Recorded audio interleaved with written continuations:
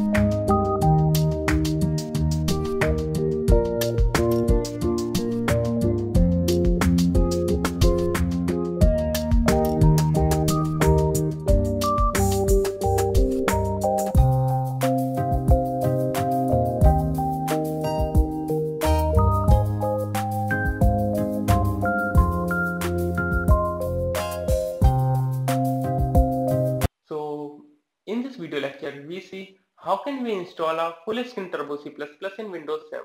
If you have any doubt then comment, and if you like this video please give a thumbs up. Thanks for watching. Keep studying.